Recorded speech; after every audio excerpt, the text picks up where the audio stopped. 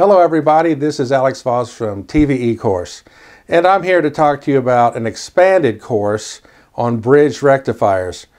A bridge rectifier, as we talked about earlier, is 4 diodes in a bridge arrangement that achieve full wave rectification. This is a widely used configuration that with both individual diodes or diodes in a contained package, and it is used to turn AC signal into full wave DC. And then of course later we put capacitors on it and we filter that out and make a nice flat DC. Let's look at this US Air Force video or film that was made back in the 1940s. It does an excellent job of explaining how bridge rectifiers work. This is the output from a half-wave rectifier. In a previous lesson, you learned that the peak amplitude of this output pulse is equal to the peak amplitude of the secondary voltage. But notice that we only have the output pulse half the time. The other half of the time, there's no output at all. Here's the output from a full-wave rectifier. Now we have an output pulse all the time, but notice that its peak amplitude has decreased.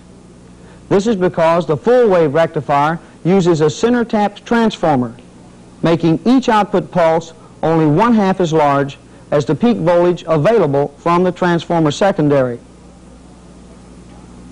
Here's the output from a rectifier that combines the best features of the other 2 rectifiers to produce an output pulse all the time that is still the same peak amplitude as the peak amplitude of the secondary voltage. It's called the bridge rectifier and is the subject of this lesson.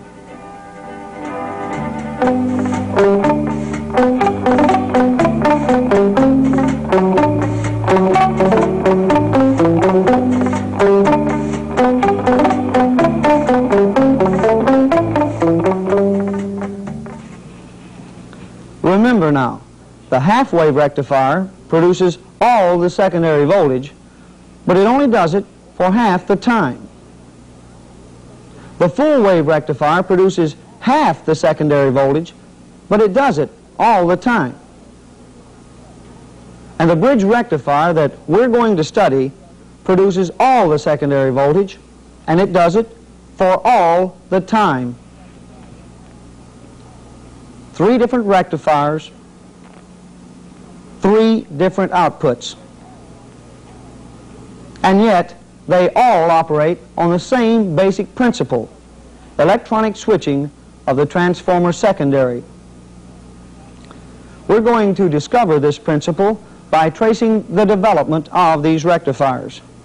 Because by understanding this simple principle, you'll be able to name each component in the bridge rectifier circuit and know exactly what its function is. You'll be able to trace current flow through the circuit.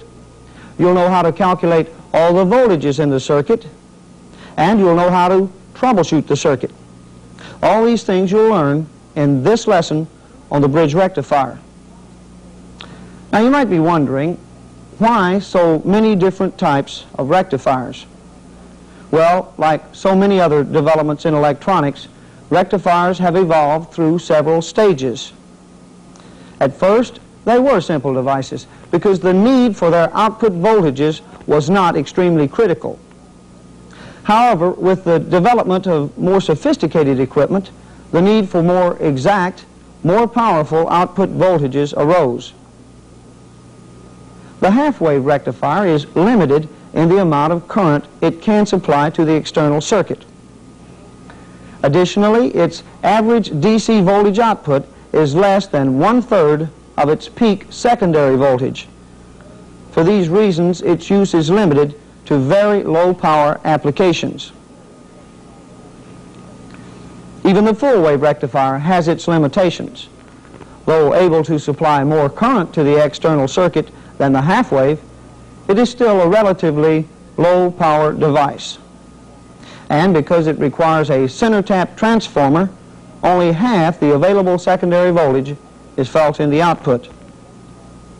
Another limitation of the full-wave rectifier is the peak inverse voltage applied to each non-conducting diode it is double the output voltage. Now this means that rugged diodes and rather large transformers are needed to supply high output voltages. There is a definite need then for a rectifier without these limitations. The bridge rectifier meets this need. I'd like to show you now the really simple principle on which the bridge rectifier operates. Remember, earlier it was stated that the principle was electronically switching the transformer secondary. Now the transformer is connected to a 115-volt AC power source. The load represents the current drain on the circuit. During one half of the input alternation, the voltage across the secondary will appear like this. Positive on the top and negative on the bottom. Now, pay particular attention to this next step. At this time, electronically, the bridge rectifier does this. Connects the load to the top or positive end of the secondary and grounds the bottom end of the secondary. Now this electronic switching occurs as soon as the top of the secondary goes positive and terminates when it starts going negative. When the input reverses, the top of the secondary becomes negative and the bottom becomes positive. Now the bridge rectifier electronically switches the transformer connections like this. The load is connected to the bottom or positive end of the secondary, and the ground is connected to the top or negative end of the secondary. Now notice that the load is always connected to the positive end and ground is always connected to the negative end of the secondary. This is true if we want a positive output voltage. Of course, if we want a negative output voltage, all we do is arrange the bridge rectifier circuitry so that the load is always connected to the negative end of the secondary and the ground is always connected to the positive end. With this arrangement, the output voltage is negative. But since the bridge rectifier is mostly used to produce positive output voltages, that is the arrangement which we will concentrate on in this lesson. Now that we have a basic understanding of the principle on which the bridge rectifier operates, switching of the load and the ground connections to the transformer secondary. Now don't lose sight of this simple principle, because by understanding this, you'll have no trouble understanding any aspect of the circuit. To make certain that you do understand this principle, let's have a little test. Now in your TVI guide under item 1, you'll find 4 diagrams. Now you're asked to draw in the connections to the load and to the ground for each diagram. Oh, and be sure to check the output voltage in each case before drawing in the connections. Okay? Here's the first one. The output voltage in this case is positive. So where is the load and the ground connected?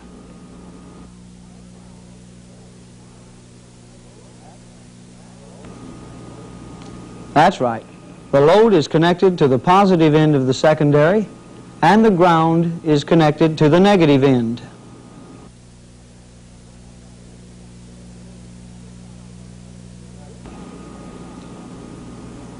Now this output voltage is negative, so where is the load and the ground connected?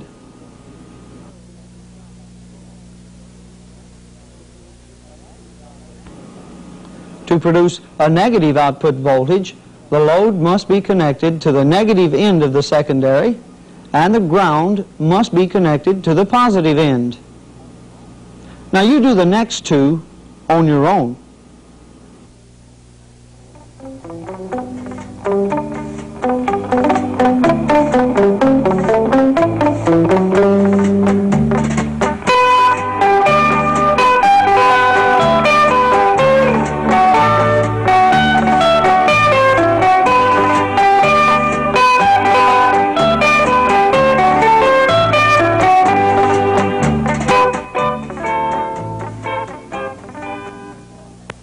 Now, since everyone passed the test, let's go one step further and determine exactly how the load and ground connections are switched by the bridge rectifier circuitry. Here's a mock-up that will give you a little better understanding of how this occurs. Actually, there are two switching actions that occur on each alternation of the input. This switch changes the load connections from the top of the secondary to the bottom of the secondary. And this switch connects the ground to the other end. As you can see, they work together. When the load is switched to the top of the secondary, the ground is switched to the bottom of the secondary.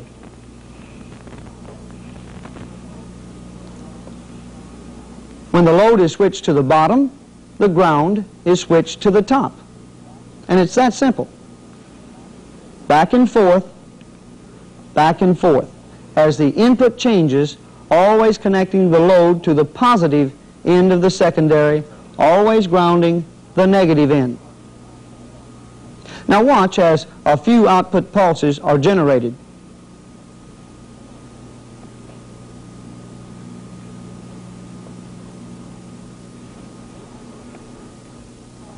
Notice that the output voltage is positive. This is because the load is always connected to the positive end of the secondary, and the negative end is always grounded. Of course, a mechanical switch like we used is not suited to the rapid changes of the AC voltage, so an electronic switch is used. The solid-state diode is the electronic switch. As you know, the diode will conduct in one direction only. When a positive is applied to the collector and a negative to the emitter, current will flow. The diode is said to be forward biased. With negative on the collector and positive on the emitter, the diode is reverse biased and current will not flow. It's this on-off characteristic of the diode that makes it an ideal electronic switch. So let's now determine exactly how the diode is used in the bridge rectifier to accomplish the electronic switching of the load and the ground connections. First, let's see how the ground is switched. With this polarity on the secondary, we must connect the bottom or the negative end of the secondary to ground. Now this diode is connected so that its collector is always at ground potential. In order for it to allow current to flow, its emitter must be negative with respect to its grounded collector. So anytime this end of the secondary goes negative or below ground potential, the diode becomes forward biased, conducts and connects this end of the secondary to ground. When the input reverses, this end of the secondary is positive or above ground. The diode is reverse biased, will not conduct, and opens this path to ground. Another diode connected to the top of the secondary will accomplish the same thing. It'll connect the top of the secondary to ground when it's negative, and open this path to ground when the top of the secondary is positive. Now watch as these two diodes work together to always connect the negative end of the secondary to ground.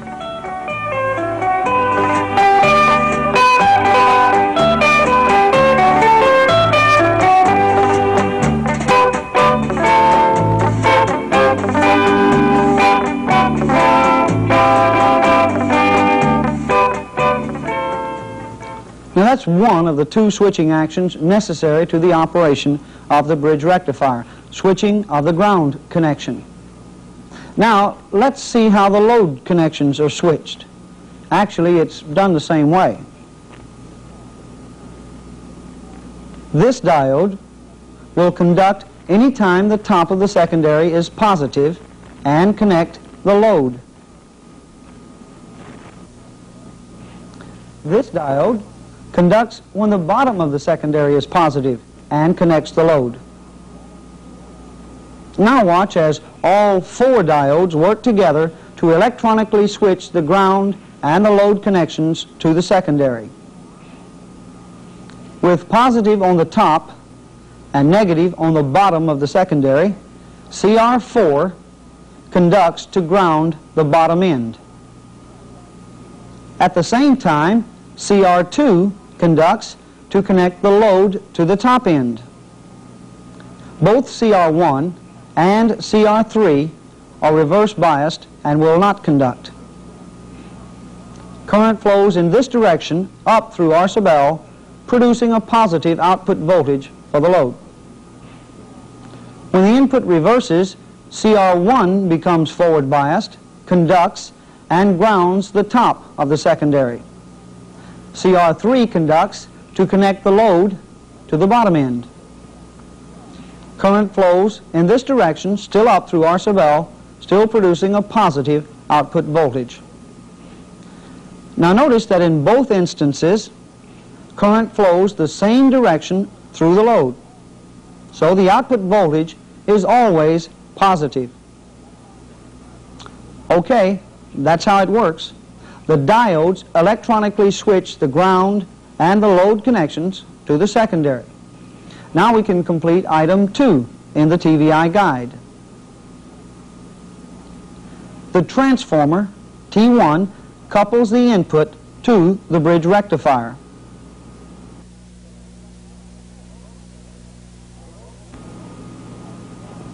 The load resistor, R sub L, develops the output voltage.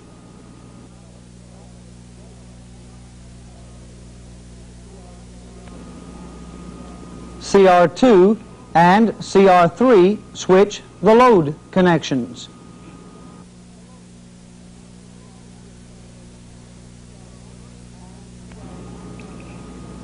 And CR1 and CR4 switch the ground connections. Now, let's complete item 3 in the TVI guide. Show the path and direction of current with this polarity on the secondary. All right, from the negative end of the secondary, then up through CR4 to ground, then from ground up through R sub L, and on up through CR2 and on to the positive end of the secondary.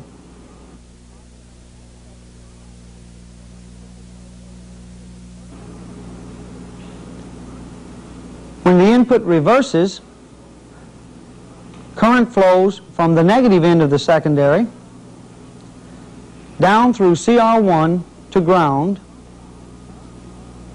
then from ground up through R sub L, and then down through CR3 and on to the positive end of the secondary.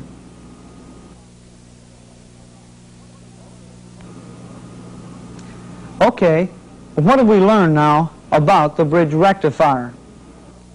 It produces all the secondary voltage all the time. Right? This is accomplished by electronically switching the ground and load connections to the secondary. Correct. And remember, the electronic switching is accomplished by 4 diodes. Yes, CR1 and 4 switch the ground connection, and CR2 and 3 switch the load connection. They all work together to cause current to always flow the same direction through the load. This provides an output that is all positive. Very good. You're a good student. Now let's go a step further and discuss the voltages present in the circuit. Remember, earlier we stated that if you understood the principle on which the bridge rectifier operates, you'd have no trouble calculating any voltage in the circuit. Now, I'd like to show you exactly why. With the load always connected to the positive end of the secondary, and ground always connected to the negative end, couldn't we simplify this and say that the load is always in parallel with the secondary? Look at this. positive on the top of the secondary, the same positive on the top of the load. Ground on the bottom of the secondary and ground on the bottom of the load. The load is in parallel with the secondary. Now it should be obvious that whatever voltage is felt on the secondary will also be felt on the load. Now knowing this, calculating voltages in the bridge rectifier simply boils down to what is the secondary voltage. Now there are a couple of points to remember when calculating the secondary voltage. First, is there a step-up or step-down ratio between the primary and secondary windings of the transformer? Now here we see a 1-to-1 ratio, which means that the secondary voltage is exactly the same as the primary or input voltage. A 1-to-3 ratio, shown schematically like this, simply means that the secondary voltage is 3 times the primary voltage. Now if no ratio is indicated, then it's assumed to be a 1-to-1.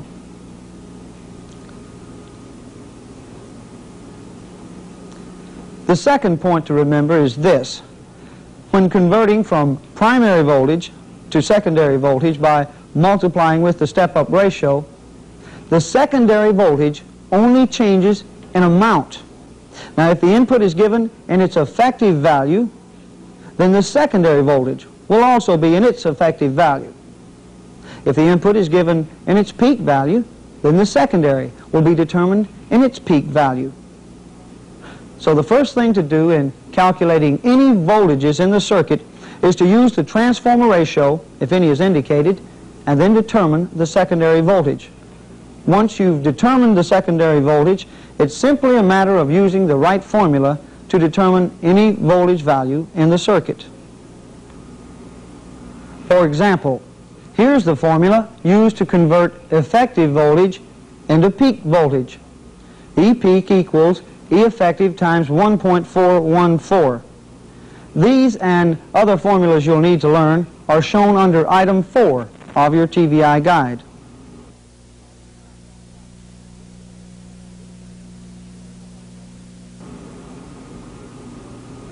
This formula is used to convert peak voltage into average voltage. E average equals E peak times 0.636. Now remember, this is the peak secondary voltage in this case.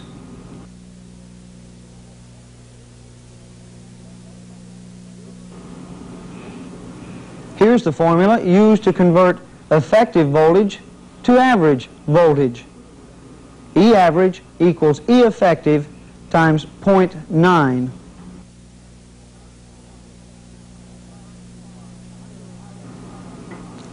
Under item 5 in the TVI guide are several problems for you to work out. Now, I'll work the first one along with you, and then you can do the others after the lesson is over.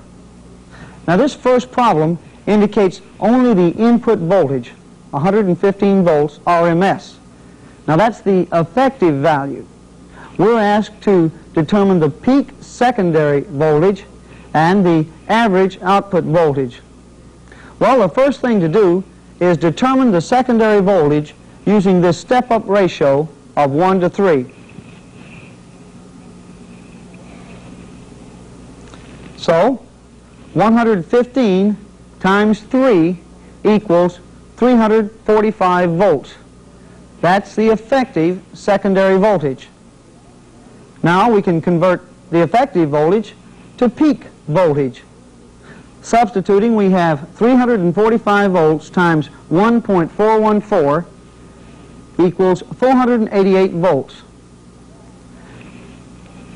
And that's the peak secondary voltage.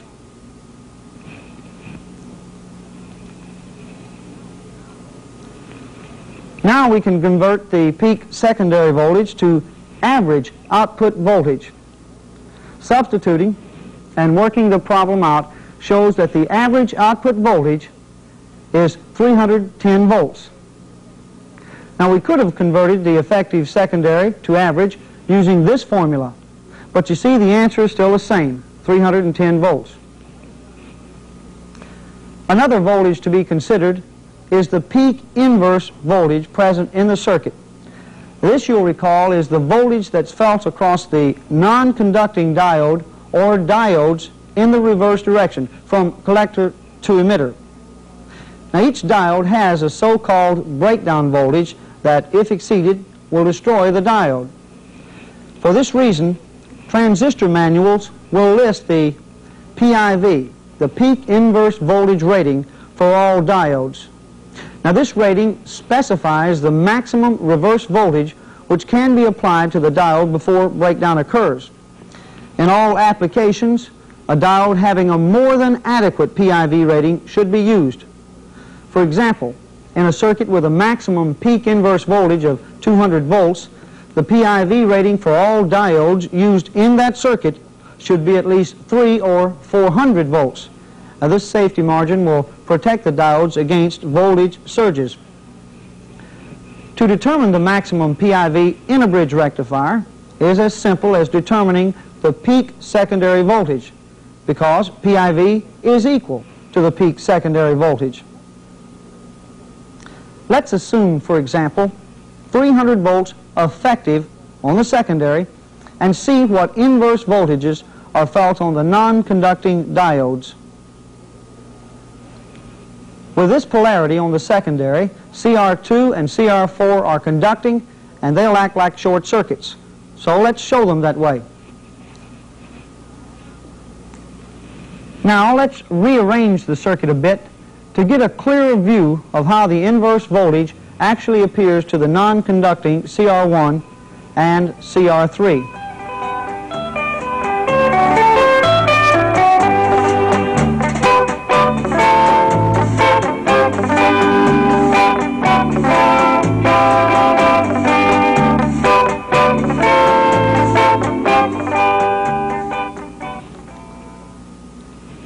Actually, T1, CR1, CR3, and R sub L are all in parallel. So whatever voltage is felt across the secondary of T1 is also felt across CR1 and CR3. Both collectors are at ground. Both emitters are at a positive 300 volts effective. But we're looking for the peak inverse voltage. So we must convert this 300 volts effective to its peak value. Remember the formula? E peak equals E effective times 1.414. So the peak inverse voltage, in this case, is 424 volts. When the input reverses, CR2 and CR4 feel 424 volts peak inverse voltage also. All the diodes feel the same PIV, the peak secondary voltage. Now, the final subject of this lesson is troubleshooting. This is simply a matter of understanding the circuit operation and analyzing the symptoms of malfunction. Now, here is a view of the normal output from the bridge rectifier. Let's put a trouble in the circuit and see if we can determine what's causing it. Notice that all of the output is gone. Our symptom of malfunction then is no output. Now, what could cause this problem? Well, the first thing to check, of course, is the fuse. If it's blown, you will have no output. But let's assume for now that the fuse is good. So what else do we check? Remember, there are two distinct paths for current flow in this circuit. One path is used to produce one pulse in the output. The other path produces the other pulse. But notice that some parts of the circuit are common to both current paths. The transformer, some of the connecting wires, and the load resistor are sub L. So it's logical to assume that if both pulses of the output are affected, as with no output, the trouble must be in some part of the circuit that is common to both current paths. So with no output as a symptom, we check the transformer for possible open primary or secondary winding, the common connecting wires for possible breaks, and the output resistor, R sub L, for an open. Now let's look at another possible symptom you might encounter. Here we see a normal half-wave output. Normal, that is, for a half-wave rectifier, but definitely not normal for a full-wave bridge rectifier. This indicates that the bridge rectifier is now operating as a half-wave rectifier. And that, of course, is not as it should be. So what's the trouble? Well, obviously, one of the two current paths is open, the one that's required to produce this missing pulse. From the schematic, we can see that this narrows the trouble down to the 4 diodes, one of the 4 diodes, or perhaps one of the common connecting wires to the diodes. Well, the diodes are the most likely source of failure, so we could check each of them for an open. With only half-wave output then, look for an open diode as the most likely source of the trouble, or perhaps one of the connecting wires might be open. Now notice the fuse on the trainer.